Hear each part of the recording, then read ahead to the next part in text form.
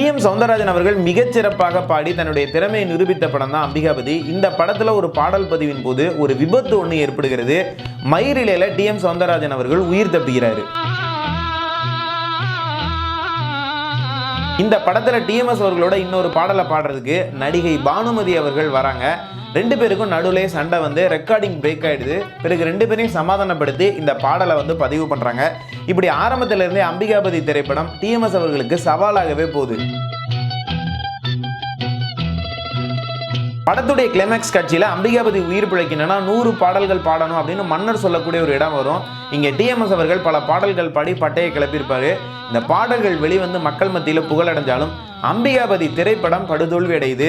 இது ஏன் ஆச்சு, அப்போ என்ன நடந்தது, அதை பற்றி தான் இந்த காணொலியில் பார்க்க போகிறோம்.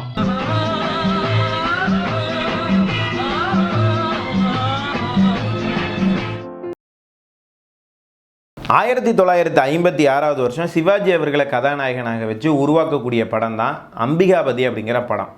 அந்த காலத்தில் தமிழ் சினிமாவில் ஒரு என்ன ட்ரெண்ட் இருந்ததுன்னா, தியாகராஜ பாகவதர், பி.யு. சின்னப்பா உள்ளிட்டவர்கள் நடித்த பழைய மிகச்சிறந்த திரைப்படங்களெல்லாம் நவீன வடிவத்தோட மறுபடியும் எடுக்க ஆரம்பித்தாங்க. அதாவது ரீமேக் அப்படின்னு சொல்லுவாங்களே, அந்த மாதிரி ஒரு கலாச்சாரம் வந்தது.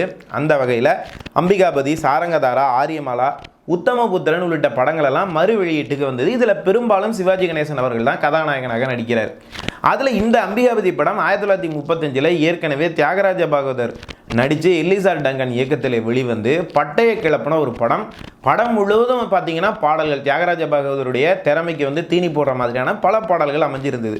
என்ன காரணம்னா, பாடல் எழுதக்கூடிய ஒரு புலவனுடைய கதை அம்பிகாபதியுடைய கதை.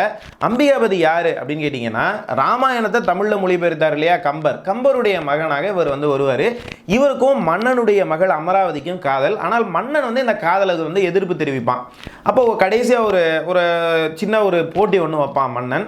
அதாவது சிற்றின்பம்னா என்னன்னு கேட்டிங்கன்னா, சாதாரண மனித வாழ்க்கை, காதல், காமம் இதை பற்றி வந்து பாடுறது சிற்றின்பம். இறைவனை பற்றி பாடுறது பேரின்பம். பேரின்பமான ஒரு 100 பாடல்களை நீ பாடுனா உனக்கு வந்து நான் உயிர் பிச்சை கொடுக்குறேன், என் பொண்ணையும் வந்து நான் கொடுக்குறேன். உன்னால் பாட முடியலை அப்படின்னா நீ ஒரு சிறந்த புலவன் சொல்லி நான் ஏற்றுக்க மாட்டேன், உனக்கு வந்து மரண தண்டனை கொடுத்துருவேன் மன்னருடைய மகளை காதலிச்சதுக்காக அப்படின்னு சொல்லி சோழ மன்னன் வந்து ஒரு நிபந்தனை வந்து விதிப்பான். சிறையில் அம்பிகாபதி இருக்கும்போது அமராவதி கவலையோடு போய் பார்த்து, உன்னால் பாட முடியுமா 100 பாட்டு அப்படின்னு கேட்பா. நான் பாடிடுவேன் அப்படின்னு இவன் வந்து நம்பிக்கை கொடுப்பான். உடனே இவன் சந்தோஷமாக சொல்லுவாள், என்னால் 100 பாடல்கள் நீ பாடி முடிக்கிற வரைக்கும் நான் பார்க்காம இருக்க முடியாது, நீ பாடி முடித்தோடனே நான் வருவேன், அப்போ என்ன பார்த்து நீ வந்து ஒரு காதல் பாட்டு பாடணும் அப்படின்னு சொல்லுவா. அம்பிகாபதி பாடல் பாடிக்கிட்டே இருப்பான். 99 பாடல்கள் பாடியிருக்கும்போது இவ கணக்கு தப்பாக போட்டுட்டு அமராவதி சபைக்கு வந்துடுவா. இப்போ அம்பிகாபதி பேரின்ப பாடல்கள் இறைவனை பற்றி தானே பாடிக்கிட்டு இருக்கான், அதை மறந்துட்டு அமராவதியை பார்த்து ஒரு காதல் பாடலாக பாடிடுவான். சிற்றின்ப பாடல் பாடினதுனால இவன் வந்து போட்டியில் தோற்றுருவான். மன்னன் வந்து மரண தண்டனை விதிப்பான். இதில் பார்த்தீங்கன்னா இந்த கிளைமேக்ஸில் 100 பாடல்கள் அப்படிங்கிறது ரொம்ப மிகப்பெரிய ஒரு சவாலான ஒரு விஷயம். அதே மாதிரி படத்தில் இந்த கதையில் ஆரம்பத்தில் பார்த்தீங்கன்னா அம்பிகாபதி அமராவதி காதல் காட்சிகள்லையும் நிறைய பாடல்கள் அப்படிங்கிறது பாடக்கூடிய ஒரு சந்தர்ப்பம் இந்த படத்தில் இருக்குது. இப்போ இதை யாரை வச்சு பாடுறது அம்பிகாபதி கதாபாத்திரத்துக்கு அப்படின்னு சொல்லி ஒரு பெரிய டிஸ்கஷனில் வந்து உட்காடுறாங்க. யாருன்னா, படத்துடைய தயாரிப்பாளர் ஏ.எல். சீனிவாசன், படத்துடைய இயக்குனர் பா. நீலகண்டன், இசையமைப்பாளர் ஜி. ராமநாதன், படத்தில் கதாநாயகனாக இருக்கக்கூடிய சிவாஜி. இதில் தான் டி.எம்.எஸ். அவர்களுக்கு முதல் சோதனை ஆரம்பிக்குது. என்னென்னா, ஏற்கனவே இந்த படத்தை பற்றின சில கதை விவாதங்களில் ஜி. ராமநாதனோட டி.எம்.எஸ். அவர்களும் இருந்ததுனால இந்த படத்தை பற்றி தெரியும். தியாகராஜ பாகவதருடைய எதிரொலி பாடகராகவே அறியப்படுறவர் தான் டி.எம்.எஸ். அதனால் தியாகராஜ பாகவதர் பாடின இந்த படத்தில் இப்போ மறுபடியும் எடுக்கிறாங்க, அதெல்லாம் நம்ம பாடணும்னு சொல்லி இவருக்கு மனசில் ஒரு ஆசை.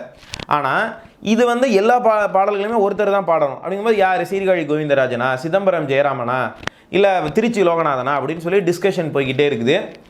ஒரு நாள் முழுக்க இதை பற்றின விவாதம் நடக்குது. கடைசியாக இந்த போட்டியில் டி.எம்.எஸ். அவர்கள் வெற்றி அடைகிறார். டி.எம்.எஸ். தான் எல்லா பாடலையும் பாடணும், சௌந்தரராஜன் தான் இந்த படத்தில் தியாகராஜ பாகவதர் பாடின பாடல்கள் எல்லாம் பாடுறதுக்கு சரியான ஆள் அப்படின்னு சொல்லி முடிவு பண்ணிடுறாங்க. சிவாஜி வந்து மறுபடியும் டி.எம்.எஸ். அவர்களை சந்திக்கிறதுக்கு விரும்புகிறார். ஏற்கனவே தூக்கி படத்தின் போது சிவாஜி வந்து டி.எம்.எஸ். சந்தித்து, நீங்கள் எப்படி பாருங்க, என்ன நம்ம கேட்ட கதையெல்லாம் நம்ம பார்த்தோம் இல்லையா, இப்போ சந்தித்து சொல்கிறார் என்னென்னா, தியாகராஜ பாகவதர் நடித்து பெரிய அளவில் வெற்றி அடைந்த ஒரு படம், இந்த படத்துக்கான பாடல்களை நம்ம மறுபடியும் உருவாக்க போகிறோம், நல்லா பாடி கொடுங்க அப்படின்னு சொல்கிறாரு. டி.எம்.எஸும் சொல்கிறாரு, அந்த காலத்தில் ஒரு மாதிரி இருந்தது இல்லையா, இந்த காலத்துக்கு ஏற்ற மாதிரி நான் மிகச்சிறப்பாக பாடித்தரேன் அப்படின்னு டி.எம்.எஸ். அவர்களும் சிவாஜி கிட்ட வாக்குறுதி கொடுக்குறாரு. ரேவதி ஸ்டுடியோவில் இசை மேதை ஜி. ராமநாதனும் டி.எம்.எஸ். அவர்களும் சேர்ந்து இந்த படத்துக்கான பாடல்களை எல்லாம் உருவாக்க ஆரம்பிக்கிறாங்க. ஜி ராமநாதன் இசை மேதை. அவர் இந்த படம் வந்து அவருடைய மாஸ்டர் பீஸ்ன்னு சொல்லலாம். ரொம்ப ஆர்வமாக அற்புதமாக இசையமைக்கிறார். அவர் இந்த படத்துக்காக உருவாக்கக்கூடிய டியூன்களை எல்லாம் பார்த்து டிஎம்எஸ் அவர்களே ஆச்சரியப்படுறாரு. தியாகராஜருடைய கீர்த்தனைகள், அம்பிகாபதி கதையை வந்து நாடகமாக வந்து எடுக்கும்போது அதில் வந்த பாடல்கள், பாரம்பரியமான கர்நாடக சங்கீதம், பண்டைய சோழ நாட்டில் இருக்கக்கூடிய இசை எல்லாத்தையும் கலந்து அற்புதமான விதவிதமான பாடல்களை வந்து ஜி ராமநாதன் வந்து உருவாக்குறாரு. இந்த பாடல்களை பதிவு செய்ய போகிறாங்க. முதல் பாடல் பதிவின் போதே டிஎம்எஸ்க்கான சோதனை அப்படிங்கிறது ஆரம்பிக்குது. என்ன அப்போ நடக்குது அப்படின்னா, அந்த காலத்தில் பாடல் பதிவின் போது 3 மைக்குகள் வந்து பயன்படுத்தப்படும். ஒரு மைக்கு வந்து பார்த்தீங்கன்னா பாடகர்கள்கிட்ட இருக்கும். இப்போ 2 பேர் பாடுறாங்கன்னா நடுவில் ஒரு மைக்கு தான் இருக்கும். இப்போ டிஎம்எஸும் சுஜிலாமாவும் பாடுறாங்கன்னா அந்த ஒரு மைக்கில் தான் அந்த காலத்தில் பாடியிருக்காங்க. இன்னொரு மைக்கு வந்து பார்த்தீங்கன்னா இந்த வாத்திய குழுவுக்கு நடுவில் இருக்கும். அவ்வளவு பேரும் வாசிக்கிறது இந்த ஒரு மைக்கில் தான். அந்த காலத்தில் எவ்வளோ சிரமப்பட்டு பாடல்களை உருவாக்கியிருப்பாங்க பாருங்கள். இன்னொரு மைக்கு ஒரு 10-12 அடி உயரத்தில் ஒரு பழாப்பழம் சைஸுக்கு வந்து ஒரு 60-70 கிலோவில் இருக்கக்கூடிய ஒரு ரிசீவர் மைக்கு. இது எல்லா சப்தங்களையும் உள்வாங்கும். இந்த 3 மைக்குகளில் தான் வந்து அன்றைக்கி வந்து ரெக்கார்டிங் நடக்கும். இதில் இந்த பெரிய பழாப்பழம் சைஸுக்கு இருக்கு இல்லையா ஒரு மைக்கு, அதுக்கு கீழே டிஎம்எஸ் அவர்கள் உட்காந்துட்டு இசை மேதை ஜி ராமநாதன் அவர்களோட பேசிக்கிட்டு இருக்காரு. ஒரு பாடகி வரணும், அவங்களுக்காக காத்திருக்கிறாங்க. என்ன ஆகுதுன்னா, இந்த பழாப்பழம் சைஸுக்கு இருக்கிற அந்த ரிசீவர் மைக்கு திடீர்னு அந்துக்கிட்டு கீழே விழுகுது. ஒரு மயிரிலையில் ஒரு அதிர்ஷ்டவசமாக ஒரு 3-4 இன்ச்சு பார்த்தீங்கன்னா தள்ளி விழுது. தலை மேலே விழுந்து இருந்ததுன்னா டிஎம்எஸ் அவர்கள் இறந்து போகிறது கூட வாய்ப்பு இருக்குது. தலை வந்து சுக்குநூறாக செதறிடும். அதிர்ஷ்டவசமாக ஒரு 3-4 இன்ச்சு தள்ளி விழுது. மயிரிலையில் உயிர் தப்பிக்கிறார். அப்படி இவர் தள்ளி வந்து அப்படி இன்னொரு பக்கம் விழுகிறாரு. உடனே சத்தம் கேட்ட உடனே மைக்கு வேகமான ஒரு சத்தத்தில் வந்து விழுந்து உடையுது. எல்லாரும் பதறி அடிச்சுட்டு வந்து டிஎம்எஸ் அவர்களை தூக்கி உட்கார வச்சு ஆசுவாசப்படுத்துகிறாங்க. அதுக்கப்புறம் இசை மேதை ஜி ராமநாதன் அவர்கள் சொல்கிறாரு, பெரிய விபத்துலேருந்து தப்பிச்சிட்டிங்க, ஆயுசு கெட்டி, உங்களுக்கு இறைவனுடைய அருள் உண்டு, நல்லா இருங்க அப்படின்னு சொல்லி ஜி ராமநாதன் அவர்கள் வாழ்த்துறாரு. அதுக்கப்புறம் மறுபடியும் இந்த மைக்கை வந்து சரி பண்ணிவிட்டு அந்த பாடகியுடைய வருகைக்காக காத்திருக்கிறாங்க. அவங்க வந்தோடனே மறுபடியும் பாடல் ரெக்கார்டிங்க்கு எல்லா வேலைகளையும் ஆரம்பிக்கிறாங்க. அந்த பாடகி யாருன்னா பாடகியும் நடிகையுமான பானுமதி அவர்கள். அவங்கள பற்றி தெரியும், ஒரு பொம்பளை எம்ஜிஆர், அதீத திறமைக்கு வந்து சொந்தக்காரர், யார் சொல்கிறதையும் வந்து கேட்க மாட்டாங்க, கலை கர்வம் உள்ளவர், ஏன்னா திறமைசாலி இல்லையா. இப்போ அவங்களுக்கு பாடலை சொல்லி கொடுத்தோன்னே இப்போ ரெக்கார்டிங் ஆரம்பிக்குது. டிஎம்எஸும் பானுமதி அம்மாவும் பாடக்கூடிய ஒரு டூயட் பாடல். ஒரு குறிப்பிட்ட இடம் வரும்போது பானுமதி அம்மா பாட முடியாமல் ஒரு தப்பு பண்ணிக்கிறாங்க. இப்போ மறுபடியும் பாட ஆரம்பிக்கணும். அந்த காலத்தில் ஒரு சின்ன தப்பு நடந்தாலும் மறுபடியும் முதல்ல இருந்து ஆரம்பித்து பாடிக்கிட்டு வரணும், எல்லாரும் திரும்பவும் வாசிக்கணும். மறுபடியும் அந்த குறிப்பிட்ட இடம் வரும்போது அந்த இடத்த பாட முடியாமல் தவறு பண்ணுறாங்க. உடனே மறுபடியும் ரெக்கார்டிங் முதல்ல இருந்து ஆரம்பித்து டிஎம்எஸும் பாடுறாரு, வாத்தியக்காரங்களும் வாசிக்கிறாங்க. அந்த குறிப்பிட்ட இடம் வரும்போது பானுமதி அம்மா பாட முடியாமல் தொடர்ந்து திணறாங்க. இப்படியே 7-8 டேக் ஆகிடுது. ஒரு கட்டத்தில் பானுமதி அம்மா என்ன பண்ணுறாங்க, அந்த இடத்த சரியாக பாடி கடந்துறாங்க. அதுக்கு அடுத்த வரியில் பார்த்தீங்கன்னா டிஎம்எஸ் அவர்கள் தப்பு பண்ணிடுறாரு. பானுமதி அம்மா டென்ஷன் ஆகுறாங்க. என்ன, நான் இந்த தடவை ஒழுங்காக பாடிட்டேன், இவர் தான் சரியாக பாடலை அப்படின்னு டென்ஷனில் சொல்கிறாங்க. உடனே டிஎம்எஸ் அவர்களுக்கு கோவம் வருது. என்னம்மா, நீங்கள் 7-8 தடவை தப்பு பண்ணீங்க, அது உங்களுக்கு தப்பாக தெரியல, நான் ஒரு தடவை தான் சரியாக பாடலை, இதை போய் பெரிய தப்பு மாதிரி சொல்கிறீங்களே அப்படின்னு சொல்லி டிஎம்எஸ் அவர்களும் சண்டைக்கு போயிடுறாரு. பானுமதி அம்மா சொல்கிறாங்க, எனக்கு பாடுறது மட்டுமா முழு நேர தொழில், உங்களுக்கு தானே முழு நேர தொழில், நான் எப்படி பாடுறேங்கிறதெல்லாம் நீங்கள் சொல்லக்கூடாது, ஒவ்வொரு தடவையும் நீங்கள் சரியாக பாடணுங்க அப்படின்னு அவங்க பணியில் பேசுகிறாங்க. ஆனால் டிஎம்எஸும் கோவமாக பேசுகிறாரு. நீங்கள் இத்தனை தடவை தப்பு பண்ணிவிட்டு ஒரு தடவை தப்பு பண்ண என்ன நீங்கள் எப்படி சொல்லலாம் அப்படின்னு சொல்லி நான் பாட மாட்டேன்னு சொல்லிட்டு கோச்சிட்டு போய் சேரில் உட்காந்துறாரு. பானுமதி அம்மாவும் கோச்சிட்டு போய் உட்காந்துறாங்க. இப்போ இதுக்கு பஞ்சாயத்து பண்ணணும் யார், ஜி ராமநாதன் அவர்கள். இப்போ போய் பானுமதி அம்மா மேலே தான் தப்பு அப்படின்னு சொன்னால் அந்த அம்மா ஷூட்டிங்கை விட்டுட்டு போயிடுவாங்க, ரெக்கார்டிங்கை விட்டுட்டு போயிடுவாங்க. அப்போ டிஎம்எஸ் அவர்கள் மேலே தான் தப்பு அப்படிங்கிற மாதிரி அவங்க சார்பாக வந்து பேசி, இப்போ விடுப்பா இன்றைக்கி வந்து ரெக்கார்டிங் நடக்கட்டும் அப்படின்னு சொல்லி டிஎம்எஸ் அவர்களையும் சமாதானப்படுத்தி கூட்டிகிட்டு வர்றாரு. டிஎம் சௌந்தரராஜன் அவர்களுக்கு கொஞ்சம் கோவம் தான், இருந்தாலும் இவரும் ஒத்துழைச்சி தொழில் தானே முக்கியம் அப்படின்னு சொல்லி அட்ஜஸ்ட் பண்ணி 2 பேருமே மறுபடியும் பாட ஆரம்பிக்கிறாங்க. இந்த முறை மிகச்சரியாக அந்த பாடல் பதிவு செய்யப்படுகிறது.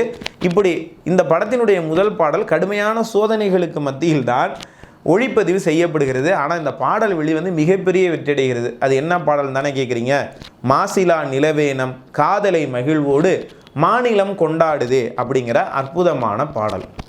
நிலவேனம் காதலை மகிழ்வோடு மாநிலம் கொண்டாடுதே. இப்படி சில சோதனைகளுக்கு மத்தியில் இந்த முதல் பாடல் வெற்றிகரமாக ரெக்கார்ட் செய்யப்படுகிறது. இந்த படத்தில் இதை தொடர்ந்து இன்னும் சில சிறப்பான பாடல்களை டிஎம்எஸ் அவர்கள் பாடுறாரு.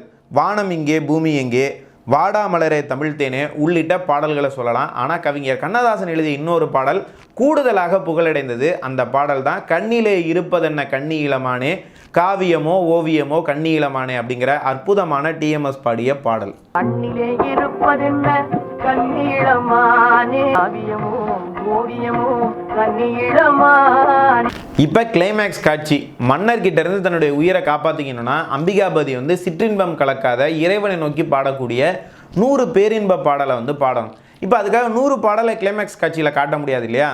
இசை மேதை ஜி ராமநாதன் அவர்கள் ரொம்ப அருமையாக இசையமைச்சு ஒரு 4 பாடல்களை இந்த இடத்துல வந்து பயன்படுத்தியிருப்பார். இதில் வந்து பார்த்திங்கன்னா ஆரம்பத்தில் மெதுவாக பாடல் ஆரம்பித்து ஒவ்வொரு பாடலும் கொஞ்சம் அப்படியே வேகம் எடுத்து ரொம்ப அற்புதமாக போய் முடியும். இப்போ முதல் பாடல் எப்படி ஆரம்பிக்கும் அப்படின்னா ஒரு தியானம் பண்ணுற மாதிரி மென்மையாக ஆரம்பித்து சிந்தனை செய்மனமே பாடல் வரும். அதுக்கப்புறம் பாடல் வேகப்பட்டு அடுத்த கியரில் வடிவேலும் மயிலும் துணை அப்படிங்கிற மாதிரி வரும். அதுக்கப்புறம் மேலும் பாடல் வலுப்பெற்று வேகமாக தமிழ் மாலை தனை சூடுவான்கிற பாடல் வரும். கடைசி இன்னும் பாடல் வேகமாக பயணித்து தாபமிகு வெப்ப வாதமிகு அப்படிங்கிற மாதிரி போய் அழகாக முடியும். இசை மேதை ஜி ராமநாதன் அவர்கள் மிக அற்புதமாக இந்த பாடலுக்கு இசையமைத்திருப்பார். அவருடைய இசை திறமைக்கு இந்த பாடல் ஒரு நல்ல உதாரணம். அவருடைய இசையில் டிஎம்எஸ் அவர்கள் பாடிய சிந்தனை செய்மனமே அப்படிங்கிற இந்த பாடல் என்றென்றைக்கும் நினைவு கூறத்தக்க ஒரு பாடல். சிந்தனை செய்மனமே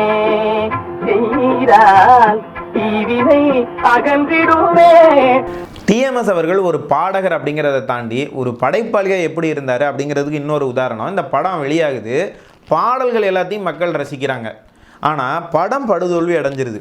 இதை பற்றி மற்றவங்க கவலைப்படுறாங்களோ இல்லையோ, டிஎம்எஸ் அவர்கள் ரொம்ப கவலைப்படுறாரு. ரொம்ப சிறப்பாக இருந்துச்சு பாடல்கள், மக்கள் எல்லாருக்கும் எல்லா பாடல்களும் பிடிக்குது, ஆனால் படம் ஏன் ஓடலை அப்படின்னு சொல்லி ஒரு வார காலமாகவே இதை பற்றி யோசிச்சுக்கிட்டு மற்ற நண்பர்கள்ட்ட இதை பேச்சு கொடுத்துக்கிட்டே இருக்காரு. சில பேர் என்ன சொல்கிறாங்க அப்படின்னா, பானுமதியை கதாநாயகியை போட்டது தான் தப்பு, இவ்வளோ வயசான அம்மாவை இளவரசி, சிவாஜிக்கு வந்து ஜோடி, அமராவதி, அந்த அமராவதிக்காக அம்பிகாபதி உயிரை கொடுக்குறாரு, இப்படிலாம் சொன்னால் யார் வந்து ஒத்துப்பா, அவங்க தான் படத்துடைய தோல்விக்கு காரணம் அப்படின்னு ஒரு சிலர் சொல்கிறாங்க. இன்னும் சிலர் என்ன சொல்கிறாங்கன்னா, சிவாஜி வந்து ஒரு ஏழை புலவராக தான் வரணும், ஆனால் படத்தில் ஒரு மகாராஜாவுக்குரிய கம்பீரத்தோடு அவர் வராரு, படத்தில் குலோத்துங்க சோழனா வர்றவரை விட இவர் தான் கம்பீரமாக இருக்கார், அப்புறம் அப்படி இருந்தால் எப்படி வந்து மக்கள் வந்து ஏற்றுப்பாங்க, படம் எப்படி மக்கள் மனசில் விட்டோம் அப்படிங்கிற மாதிரி சில பேர் சொல்கிறாங்க. உடனே என்ன பண்ணுறாருன்னா, டிஎம்எஸ் அவர்கள் பழைய அம்பிகாபதி திரைப்படத்தை போட்டு பார்க்குறாரு. இப்போ கிளைமேக்ஸ் காட்சியில் 100 பாடல்கள் பாடணும், இல்லைனா மன்னர் கொலை பண்ணிடுவார் அப்படிங்கிற ஒரு இடத்துல அந்த ஏழை புலவராக வரக்கூடிய தியாகராஜ பகவதர் அப்படியே பயந்து உட்காந்துக்கிட்டு பணிஞ்சிக்கிட்டே பாடல்களை பாடுறாரு ரொம்ப பணிவோடு. ஆனால் சிவாஜி இதில் வந்து பார்த்திங்கன்னா பயங்கர கம்பீரமாக வந்து பாடுறாரு. நம்ம தப்பு பண்ணால் கொலை பண்ணிடுவாங்கிற எந்த சிந்தனையுமே இல்லை. இது எப்படி மக்கள் ஏற்றுப்பாங்க, அப்போ தியாகராஜ பாகவதர் நடித்தது தானே கரெக்டு அப்படின்னு யோசிக்கிறதோடு இல்லை, நேராக போய் இதை இயக்குனர் பா நீலகண்டன் வீட்டுக்கு போய் டிஎம்எஸ் அவர்கள் கேட்குறாரு, நீங்கள் அந்த மாதிரி எடுத்தீங்க, சிவாஜி வந்து பணிவாக தானே கிளைமேக்ஸில் பாடணும் பயத்தோட, ஏன் கம்பீரமாக பாடுறாரு அப்படின்னோடனே, அது வந்து நான் சொல்லிக் கொடுக்கல, அந்த மாதிரி சிவாஜி அவர்களே அவருடைய பாணியில் அந்த மாதிரி பண்ணிட்டாரு அப்படின்னு சொல்லி சொன்னாராம். அதாவது இது வந்து ஒரு பாடகருக்கு தேவையே கிடையாது, நமக்கு வந்து பாடணுமா, காசு வந்துச்சா, அந்த படம் வந்து ஜெயிச்சா என்ன தோத்தா என்ன அப்படின்னு சொல்லி டிஎம்எஸ் அவர்கள் விட்டு கொடுக்கல. பாடல்கள்லாம் மிகச்சிறப்பாக மக்களுக்கு பிடிக்குது, அந்த படம் ஏன் ஓடாமல் போச்சு அப்படின்னு சொல்லி தெரிஞ்சுக்கணும்னு நினச்சார் பார்த்தீங்களா. அதுதான் ஒரு பாடகர் அப்படிங்கிறத தாண்டி ஒரு படைப்பாளி அவருக்குள்ளே இருந்தார் அப்படிங்கிறத வந்து நம்மளால் தெரிஞ்சுக்க முடியுது. இப்படி டிஎம்எஸ் அவர்களுடைய வரலாறில் நாம் தெரிந்து கொள்ள வேண்டிய பக்கங்கள் அப்படிங்கிறது இன்னும் நிறையா இருக்குது. அது எல்லாத்தையும் அடுத்தடுத்த காணொலிகளில் நம்ம இந்த யூடியூப் சேனலில் தொடர்ந்து பார்க்க போகிறோம். இந்த யூடியூப் சேனல் உங்களுக்கு பிடிச்சிருக்கு அப்படின்னு சொன்னால் இந்த சேனலை சப்ஸ்கிரைப் செய்யுங்கள் நேர்களே. மறுபடியும் அடுத்த காணொலியில் உங்களை எல்லாம் சந்திக்கும் வரை உங்களிடமிருந்து விடைபெறுவது உங்கள் அன்பு நண்பன் துரை சரவணன். நன்றி, வணக்கம், வாழ்க தமிழ்.